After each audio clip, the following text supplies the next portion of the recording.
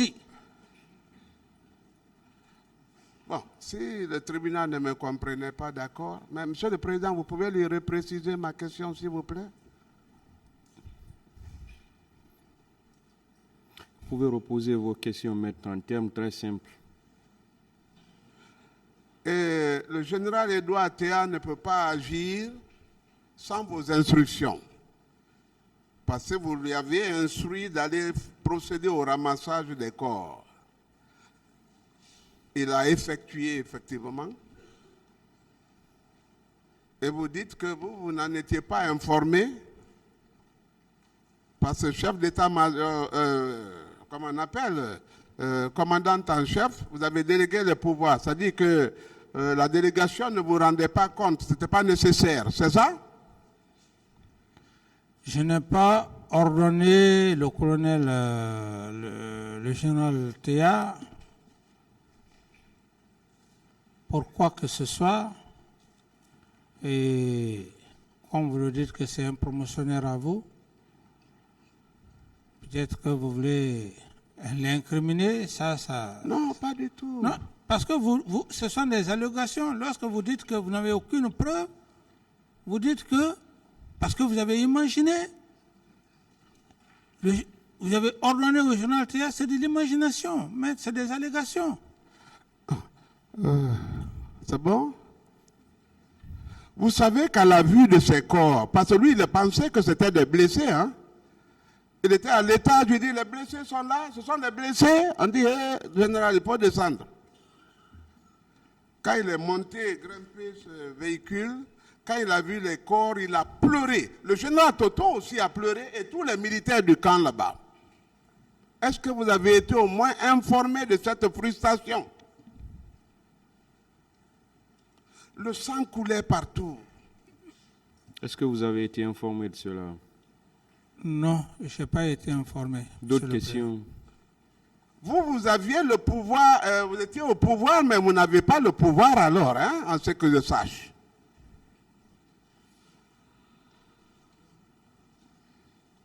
Évaluez-vous.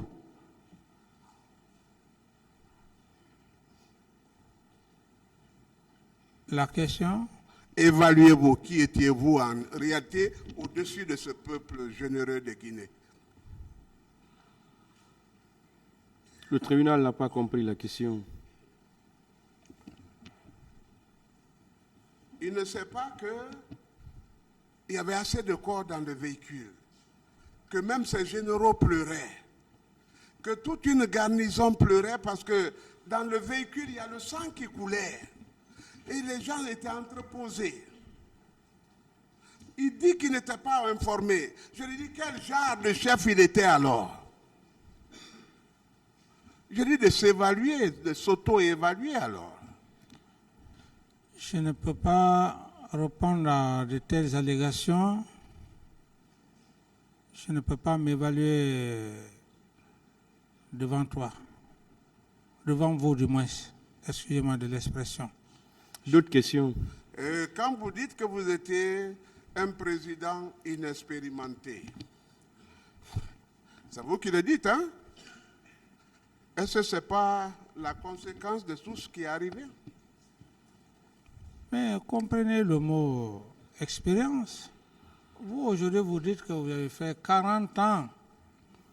40 ans à votre sortie de l'université, tout débutant avocat, l'expérience que vous avez n'est pas comparée au moment où vous étiez en train de faire votre stage dans un cabinet. C'est de cela qu'il faut savoir. Maître, 40 ans de carrière. C'est pourquoi d'ailleurs vos confrères même vous dites doyen. L'expérience que vous avez maintenant, ce n'est pas un jeune avocat qui est là, qui est en train, même les jeunes avocats qui sont là, qui sont en train d'être... Non, c'est de l'expérience. C'est ce qu'il faut comprendre, maître. Quand on parle de l'expérience, j'apprécie d'ailleurs votre expérience. Parce que vous avez 40 ans d'expérience. C'est de cela que je parle. Mais au moment où nous étions à l'université, vous êtes sortis avant nous. Je ne sais pas où vous avez fait votre stage. est-ce que c'est la même expérience que vous avez aujourd'hui? Non. C'est dans ce contexte qu'il faut comprendre, maître.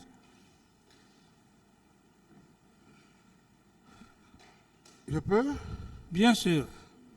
Vous voulez dire qu'on peut venir à la présidence de la République par essai et que même si ce essai doit causer de graves préjudices à la nation, on doit capitaliser ça au nombre de l'inexpérience, c'est ça?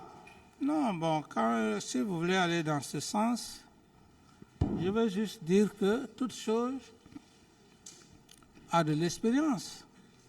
Être un chef d'État,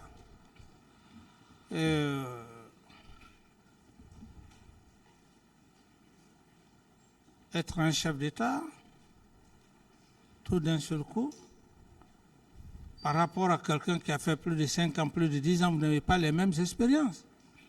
C'est dans ce contexte que je veux vous dire. L'expérience dans tous les domaines, ça fait partir. Même votre métier, il y a de l'expérience.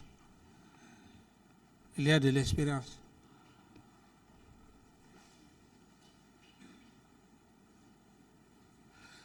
Ce que je ne comprends pas, c'est que quand Dieu élève quelqu'un à la dignité suprême, il lui dote de tout le mythe, de tout le génie. Qu'est-ce qu'il vous a laissé, lui? Mais je prie le même Dieu qu'il puisse vous élever à ce niveau, parce que, comme vous dites que vous avez été major à l'examen d'État, mais vous avez oublié aussi qu'il y a la première année, la deuxième année, la troisième année. Mais M. Sibalolamou Frédéric, ce n'est qu'à l'examen d'État. L'examen d'État, ce n'est qu'à l'examen d'État. Hein? Donc, si vous vous estimez, vous tapez la poitrine, je prie le même Dieu qui vous donne aussi cette ascendance.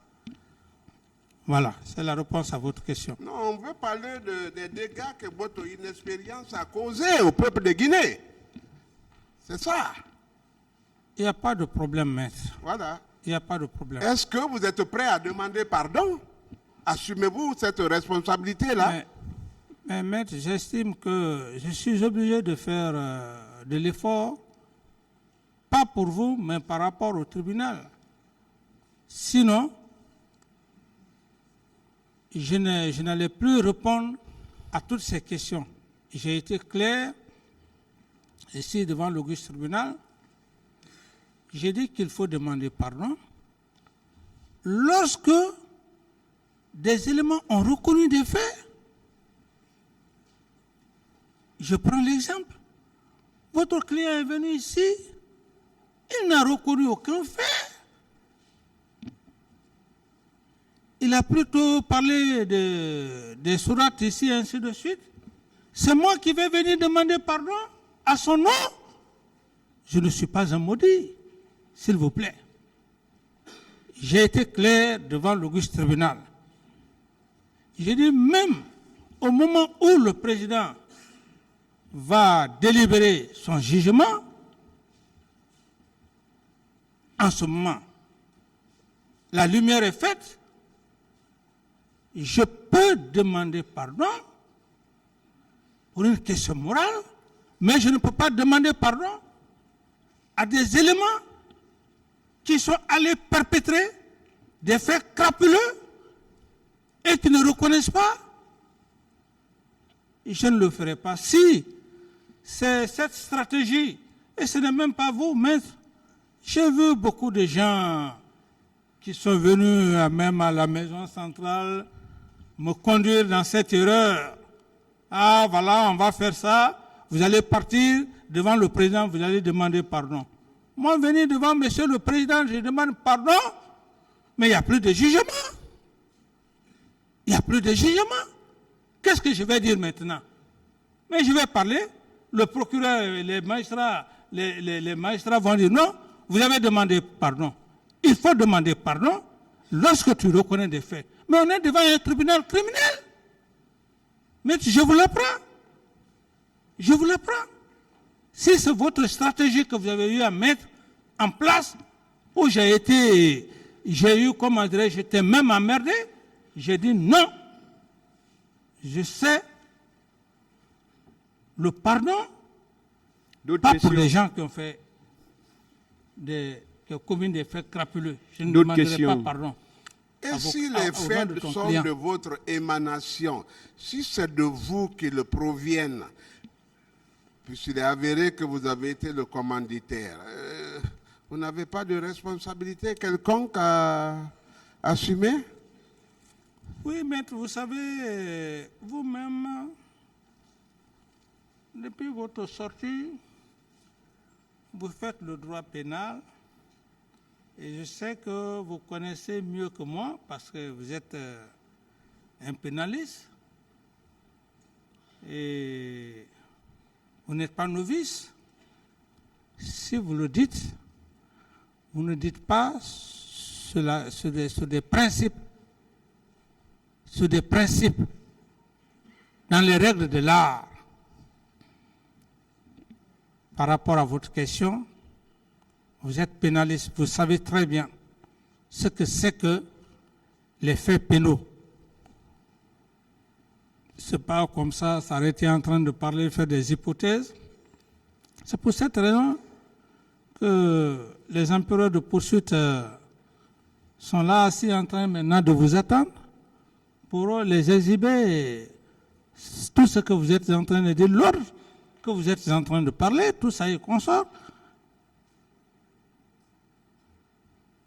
Et j'en ai fini, maître. Je vous ai promis beaucoup de respect, de considération et je continuerai comme ça, hein, sincèrement. Je vais déjouer tous les pronostics. Tout comme moi, maître. Voilà.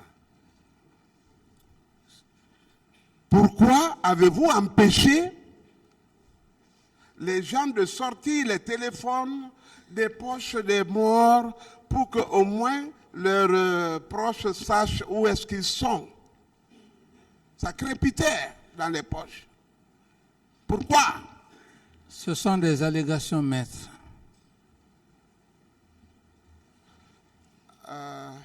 Mais vous étiez couché? Est-ce que vous n'avez pas eu d'informations à ce sujet? Je n'étais pas couché, mais j'étais dans mon bureau. Après avoir quitté Marokana, hein? C'est vous qui avez certainement été à Marokana. C'est pas moi. Savez-vous que 40 minutes après le massacre, les gens de Kaléa, qu'on appelait le régiment, avaient eu peine à retourner vers le camp Alpha parce que les familles étaient énervées, les populations étaient sous tension. Ce régiment donc a replié au camp Samori, où il a été refoulé parce qu'il ne dépend pas de cette garnison. Est-ce que vous avez quand même été informé de ça? Parce qu'après, vous ne les avez pas vus, vous vous êtes peut-être demandé mais où ils sont passés, pour que vous les félicitiez peut-être. Comme vous dites le terme peut-être, le droit pénal, c'est la précision, ce n'est pas l'incertitude. Le peut-être, le si, je n'ai pas eu cette information. Monsieur Moussa Dadis Camara, tout ce que je vous dis, je produirai la liste des personnes ressources qui participeront à la manifestation de la vérité. Je vous apprends que je dors tous les jours à 2h30. C'est pourquoi mes yeux sont rouges. Je fais des recherches parce que l'enquête a été un peu incomplète. Ce que je vous dis, c'est étayer des témoins. Est-ce que vous voulez que les gardes que vous avez réquisitionnés pour la morgue viennent témoigner?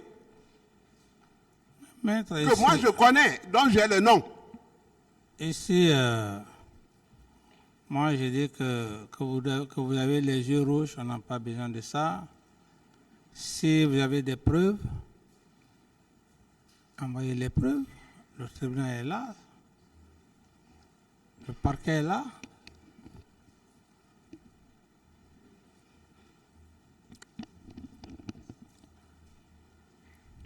Donc, vous n'êtes pas informé qu'il y avait des crépitements de téléphone dans les poches.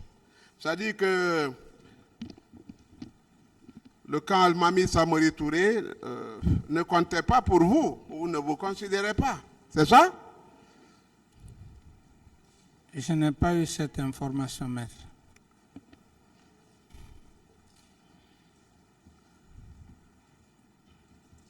Mais informer que des gens ont tué, parce que ce n'est pas prévu dans mon question, mais vous n'avez pas pris de sanctions, ni administratives, c'est-à-dire aucune sanction, pas d'arrestation. Pourquoi? J'en ai suffisamment parlé de ça, maître. C'est important quand même. Oui, mais je sais que c'est important, comme j'en ai déjà en parlé devant le tribunal. Donc je peux commenter à ma manière, c'est que... Non, il n'y a pas de commentaire. Non, attendez, il n'y a pas de commentaire. Le président a été très clair. Allons dans ce cadre-là, qu'on se respecte, qu'on respecte la Cour. Il n'y a pas de commentaire. Le président a été très clair. Ce sont ces commentaires-là qui créent les problèmes. Parce que vous allez faire des commentaires et ça ne va pas me plaire. Je vais aussi, en ce moment, nous sommes en train de troubler, comment dirais-je, l'audience. C'est ce qu'il faut savoir. Nous ne sommes pas au quartier ici, nous sommes devant un tribunal criminel. C'est ça? Allez-y, maître. Le président, pour le petit temps que j'aurai ici, m'a demandé de diriger des questionnaires comme si c'était lui. Vous n'avez pas de règles à définir, c'est nous, c'est moi. Oui, mais tu parles de commentaires. Oui. Suivez, monsieur Camara, attendez. Suivez. Allez-y avec la question, maître, s'il vous plaît. Ça veut dire que M. Moussa Dadis n'a pas pris de responsabilité parce que c'est sous ses ordres, ses injonctions que ces gens ont agi de la sorte. C'est ça? Et M. Camara a pris des responsabilités. M. Camara a pris des responsabilités, sinon que, à force de lire tout ça, ça va prendre le temps de Monsieur le Président du tribunal. Je vais juste vous faire lecture pour dire que, conformément, article 1er, conformément aux dispositions de l'ordonnance numéro X du 7 octobre 2009 relative à la création d'une commission nationale d'enquête indépendante, la commission comprend 23 membres repartis ainsi qu'il suit. A, petit a, 6 magistrats. B, 3 avocats. C, 2 professeurs de droit. D, 2 médecins. E, 2 représentants de la société civile. 1 représentant d'une organisation de défense des droits de l'homme. 2 représentants de partis politiques. 5 personnalités étrangères. Les cadres dont les noms suivent sont nommés membres de la Commission nationale d'enquête indépendante. 1. Monsieur Simon Kouyaté, magistrat procureur de la République près le tribunal de première instance de l'Abbé. 2, etc., etc., etc. Et pour ne pas trop en abuser, comment dirais, de la patience du président. Donc, si vous voulez, je peux faire la lecture. Mais cette lecture, je demanderai d'abord à Monsieur le Président s'il me donne l'autorisation de donner la liste des éléments, comme il dit. C'est ce que vous étiez en train de lire, M. Camara, oui. C'est le même acte. Je peux lire, Monsieur le Président. Est-ce que c'est le même acte? Oui, c'est le même acte. Les dispositions que j'ai eu à prendre. Allez-y. Voilà. Donc, les dispositions relatives à la nomination des cadres ci-après. 1. M. Simon Kouyaté, magistrat procureur de la République près le tribunal de première instance de l'Abbé. 2. M. Doura Chérif Paix à son nom, magistrat premier président de la Cour d'appel de Conakry. 3. M. CCTA, magistrat directeur général adjoint du Bureau d'études et de réformes judiciaires. 4. Mme Massouma, magistrat, inspectrice générale adjoint des services judiciaires. 5. M. Baïla Diallo, magistrat procureur de la République près le tribunal de première instance de Mamou. 6. M. Ibrahima Cherif Aïdara, magistrat au cabinet du ministère de la Justice, garde des Sceaux. 7. Maître Mohamed Lamine Souma, avocat à la Cour. 8. Maître Souri Kondé, avocat à la Cour. 9. Maître Amara Cherif, avocat à la Cour. 10. M. François Charles Laba, professeur de droit à l'Université de Somphonia. 11. M. Kake Makanera Alassane, professeur de droit à l'Université de Somphonia. 12. Dr Alassane Ba, médecin légiste au CHI Ignace Dine. 13. Dr Oumar Taïbata Baldé, médecin chirurgien au CHI de Donka. 14. Maître Fourmeau Frédéric Loire, représentant de l'Organisation de défense des droits de l'homme, les mêmes droits pour tous. 15. Madame Pierrette Tolno, représentante du Restam, Société civile. 16. Madame Fatmata Morgan, représentante du Restam, Société civile. 17. Pierre Koivogui, représentant du parti politique bloc des forces patriotiques. 18. Dr Sedou Diabaté, représentant du parti politique. 19. Michel Karima, professeur à la société, à la Sorbonne, président de l'Académie européenne de géopolitique. 20. M. El Razi, membre du Conseil constitutionnel du Royaume du Maroc, professeur de droit public et de sciences politiques. 11. M. Francis Spiner, avocat à la Cour de Paris, ancien membre du Conseil de l'Ordre des avocats à la Cour de Paris, officier de la Légion d'honneur, officier de l'Ordre national du mérite. 22. M. Seydou Noutal, professeur agrégé de droit des sciences politiques, vice-doyen de la faculté des sciences juridiques et politiques de l'université Cheikh Anta Diop de Dakar. 23. Maître Ibrahima Niang, avocat au barreau du Sénégal. Le présent décret qui prend effet à compter de sa date de signature abroge toute disposition antérieure, contraire et sera enregistré et publié au journal officiel de la République. 30 octobre 2009, capitaine Moussa Dadis Camara, président de la République, etc., etc. Donc, c'est pour dire, Monsieur le Président, et même tous ces actes, avec tout le temps, j'avais oublié. C'est autant dire que j'ai eu à prendre des dispositions contrairement à ce que Maître vient de dire, et sans compter des autres dispositions que j'avais parlé